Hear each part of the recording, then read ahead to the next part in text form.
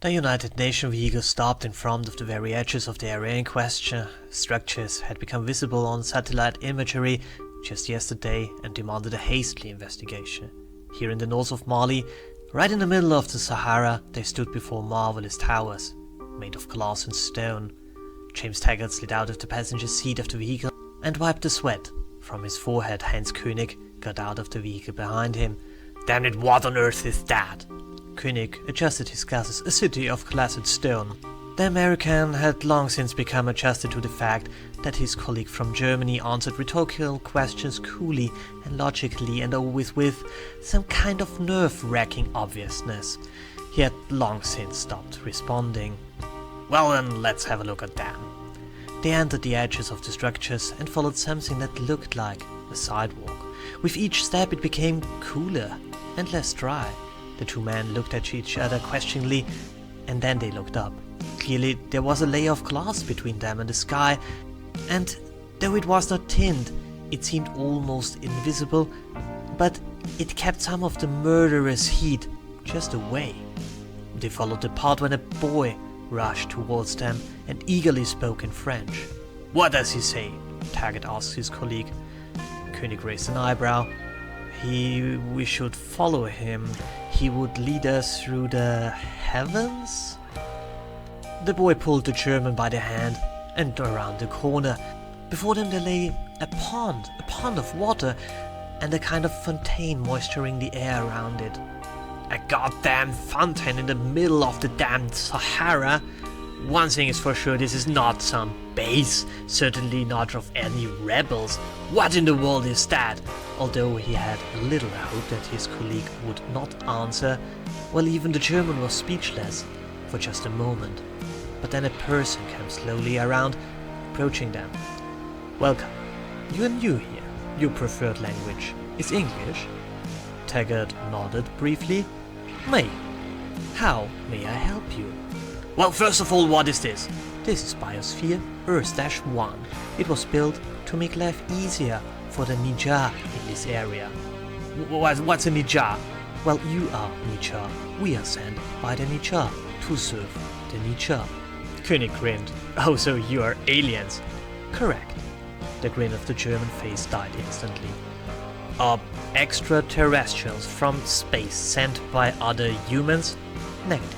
The terminus human defines a species. The terminus Nijar, a state in which a species exists."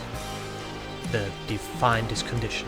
A Nijar is a creature that has achieved a state-building structure of higher order through creative work, mastering the use of specific tools. That's all? A detailed definition is not available for your level of development. How many other Nijar are there? This information is not available for the level of your development. Okay, but what are you doing here? We are building the first habitat. The progress is at 76.4%. And what will you do when you're done? We accept instruction after completion. All possible options that are approved for your level of development exist here. Biosphere Earth-1 is a pattern. It will be expanded if more options are available. Taggart felt sweat approaching his forehead again, but it was certainly not because the heat was completely gone. "So if I ask you that you convert 2 square miles of this dry and worthless desert to luxury buildings that looks like those things around us," and he pointed to the glittering skyscrapers, then you do that?" "Naturally. Should we start? Estimated begin of operations in 21 hours, estimated completion in 131 hours. "No, I mean, damn it," he turned to his colleague.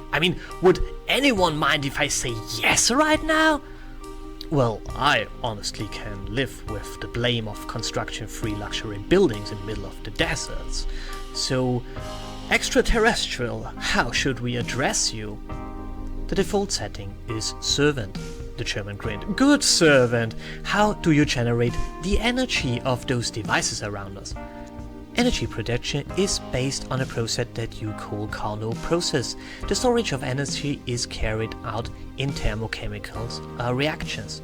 Power distribution is based on an alternated current network. Details are available. Should I continue? Ah, no thanks. What did you say? No, Taggart sneered. Finally this thing is telling us something. His colleague threw him a slightly disapproving look. Well, they are all well-known principles, at least in theory in case of the Carnot process. So, servant, did I understand this correctly? As our species evolves and we proceed, new options will become available. Positive. And everything that we already know, you can build for us. Positive. The two looked at each other and agreed. The next 50 years changed the world. Hunger, poverty and war just disappeared.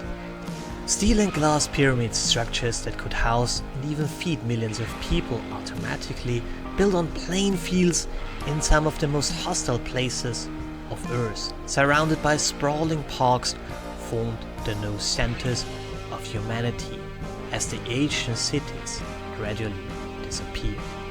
The servants worked, the people lived their life free of fear and excessive aspiration.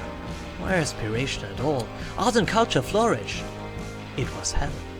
Humans considered by the creators of the servants as one of the potentially most dangerous species in this galaxy with so much terrible potential, had become peaceful.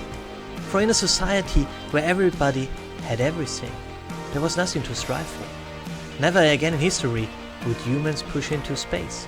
Never again there would be a real technical breakthrough. Never again there was progress. Humanity had been tamed, lying, bonded, on Earth, in its very cradle.